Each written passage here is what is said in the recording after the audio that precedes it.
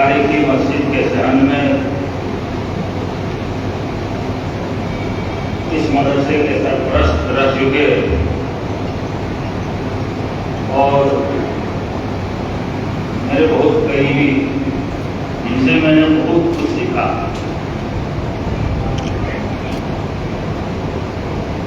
मुफ्ती मौलाना मुफ्ती इस्लाम कासमी साहब के रस्म इजरा किताब जो लिखते हैं के मौके पर उपस्थित यहाँ मौजूद इस क्षेत्र के विधायक और रियासत झारखंड के वजीर आली जनाब इरफान अंसारी साहब, यहाँ स्टेज पे मौजूद और माए कराम, सामने बैठे हुए और माए कराम, जो मौलाना साहब से मोहब्बत रखते थे, जिनका लगाव था, आज इस मौके पे आप लोग आए हैं। मैं इस मदरसे का सेक्रेटरी होने के नाते आप लोगों को तहे दिल से शुक्रिया अदा करता हूँ, खिदमत करता हूँ। करीब 80-85 का दौर होगा जब हम लोग 85 में मधुपुर जब गए। उसके बाद 2 मौलाना, एक अब्दुल सत्तार सल्फी साहब और मुफ्ती मौलाना इस्लाम कासमी साहब, ये दिल्ली से और देवबंद से आते थे। उस वक्त किसी का घर वहाँ नहीं था, हम लोग का घर था। वहाँ आके उधर चाहे रात में आए दिन में आए, वहाँ आना था। और इत्तेफाक से दोनों मेरा रिश्ते में बहनोई लगा। और जितना मैं करीब आज मैं इस जगह पहुँचा हूँ तो उनका मुफ्ती साहब का और ये मदरसा भी पहुँचा है तो मुफ्ती साहब का बहुत बड़ा एहसान है, किरदार है, सरपरस्ती से चल रहा है। पहले मेरे वालिद साहब का इंतकाल हुआ। यहाँ के लोगों ने मुझे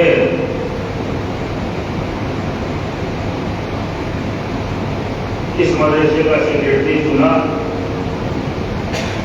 और जब मैं सेक्रेटरी नहीं था तब भी मैं मदरसे में आना जाना करता था। यहाँ आते थे, देखते थे। यहाँ जो 50 साला जलसा हुआ था उसमें रात लगे। और अभी भी मैं जहाँ भी जाता हूँ, जो शहर जाता हूँ, एक मदरसा जरूर अटेंड करता हूँ। मेरा ये असूल बन चुका है, नियम बन चुका है।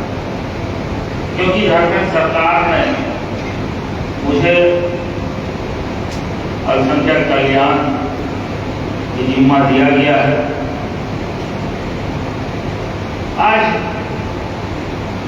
मैं तो उस जगह अपने वालिद साहब का जो सेक्रेटरी का सीट खाली हुआ, उसमें मुझे यहाँ के लोगों ने, यहाँ के इंतजामिया ने, यहाँ के मजलिस शूरा ने मुझे मुंतखब किया। लेकिन जो एक खाली बहुत बड़ा जो इस मदरसे को भारीपन करता था, सरपरस्त मुफ्ती इस्लाम कासमी साहब, वो अभी तक नहीं भरा। और मैं बहुत परेशान। मैं जहाँ भी जाता हूँ, चाहे देवबंद के भी जो उस्ताद आते हैं, मोहम्मद मदनी साहब आए थे, उनसे भी मैं जिक्र किया, कलकत्ता में भी जिक्र किया। और उनका एक मेरे वालिद साहब का और मुफ्ती साहब का दोनों का था कि एक लड़की का मदरसा तो खोलो, और वो बहुत जल्द खोलना भी चाहते थे। हम लोग जमीन के ले लिए, हम बाउंड्री भी करते। एक बार तबियत खराब हुआ, ठीक हो गया। लेकिन दूसरी बार जो उसी बीच में कोरोना काल में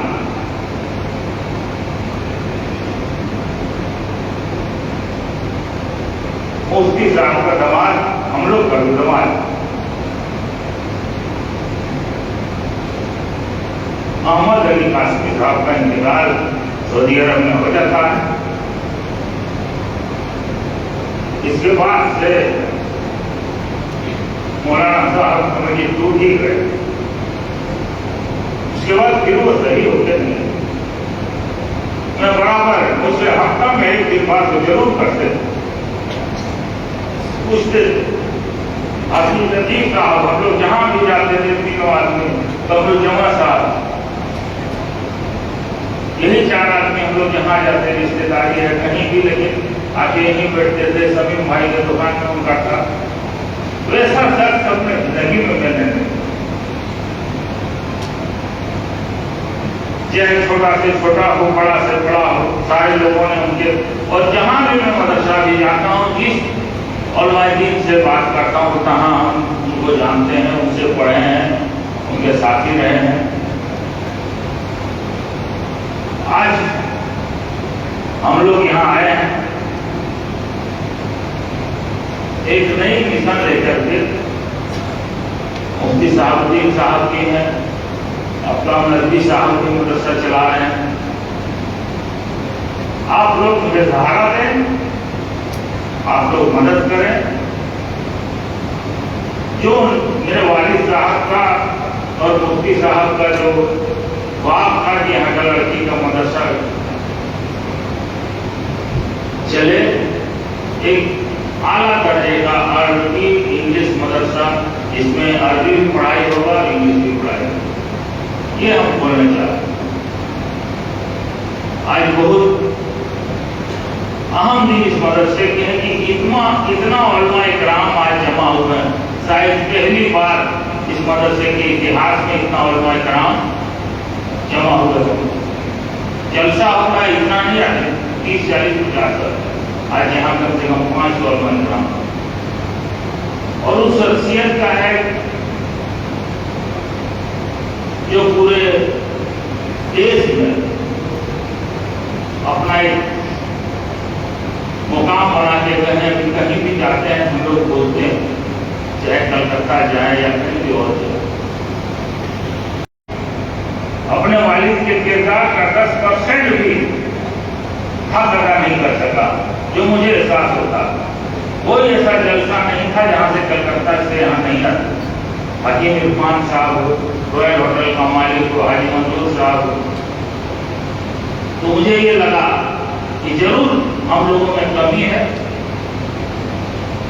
हम लोग का किरदार में कमी है, जो आज नहीं आता। इसलिए मदरसे को आगे बढ़ाना है, और मदरसा ही सब कुछ महीना में वो हो जाएगा। लेकिन अफसोस है कि मदरसा बोर्ड का तस्कीर या और जो भी मसाइल है वो शिक्षा विभाग से। मेरे पास पंकज कल्याण में कब्रिस्तान घेराबंदी है, हॉस्टल निर्माण है, हॉस्टल रिपेयरिंग है, CMTP लोन है। अभी MSTP के तहत मैंने करीब 1900 करोड़ रुपया का बजट दिल्ली भेजा हूँ। अगर वो पैसा आ जाता है तो बहुत बड़ा एक काम पूरे मुस्लिम समाज में होगा। पिछली बार साहब ने बताया कि गोड्डा एरिया में बहुत सारा मदरसा सिर्फ अपने जो सदर सेक्रेटरी ने अपने रिश्तेदार को भरने के चक्कर में 29 मदरसा वहां बंद है, जो 29 मदरसा पर पैसा आता है, उसमें भी मैं लगूंगा। उर्दू एकेडमी का भी काम चल रहा है। इस फिनेंशियल ईयर में मदरसा बोर्ड भी होगा, उर्दू एकेडमी होगा, और जो आलिम फाजिल का सर्टिफिकेट में अभी जो दिक्कत जो जेस देता है, जेस का पावर इंटर तक, उसको यूनिवर्सिटी में जोड़ने का भी बात हो चुका है। पिछली सरकार में मैंने बहुत कोशिश किया। लास्ट दिन जो मुदर्रिसीन है उनका पेंशन का लास्ट कैबिनेट में मैंने पास करवाया। लोगों को भरोसा नहीं था कि हेमंत बाबू फिर से लौटते सत्ता में आएंगे, लेकिन हम लोग को एकता और झारखंड गुरु जी के आशीर्वाद से झारखंड मुक्ति मोर्चा, कांग्रेस और राजद मिला करके प्रचंड बहुमत से हम लोग जीत हासिल किए और इस बार हम लोग खुल के काम करें। आप अगर 98% वोट यूपीए को दिए हैं तो आपका काम भी 98% होगा, ये मैं आप लोगों से वादा करता हूँ। अभिभावक बोर्ड का जो बिल आया, ये सिर्फ मुसलमानों को शिक्षा से दूर करने के लिए, बिजनेस से दूर करने के लिए, राजनीति से दूर करने के लिए, माहौल खराब करने के लिए, इसका कोई लेना देना नहीं है कि हम मुसलमान को बुलाएंगे या किसी भी मुस्लिम संगठन ने, मुस्लिम तंजीमों ने कभी भी, या मैं 5 साल से कल्याण मंत्री हूँ, एक भी एप्लीकेशन नहीं आया कि वक्फ बोर्ड का जमीन को किसी ने कैप्चर किया या बेच दिया, या पूरे हिंदुस्तान में नहीं है। ये सिर्फ परेशान करने का है और इसमें कुछ नहीं है। हम लोग अपना जो काम है सुन्नत रसूल में चलना, बाल बच्चे को पढ़ना पढ़ाना, ये आपको दिमाग में रखना होगा कि हमारा जो मुकद्दस किताब कुरान शरीफ में पहला लफ्ज इकरा उकरा मतलब पढ़ो, ये सब आप लोग जानते हो।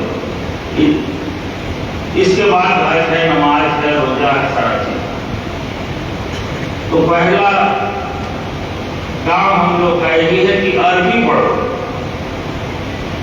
बहुत लोग हैं, बहुत बच्चे हैं आज के जमाने में, पहले आज से 20 साल पहले सब मस्जिद के शहर में मौलाना साहब जो रहते थे वो इमाम साहब वो बच्चे को पढ़ाते थे। अभी यहाँ बहुत इमाम साहब भी आए, बहुत सरपरस्त सेक्रेटरी में आए।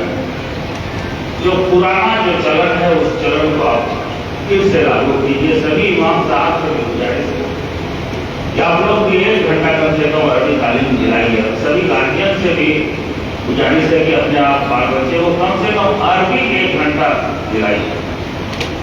आज मेरा जो भतीजा भी आपके पास तकलीफ किया, मेरा वालिद साहब का दिली तमन्ना था, मेरा भाई तनवीर रहमान को भी उन्होंने देवन भेजा पढ़ने के लिए, कुछ मेरा एक भाई और इश्तियाक को भी भेजा पढ़ने के लिए, लेकिन कंप्लीट कोई नहीं किया चला।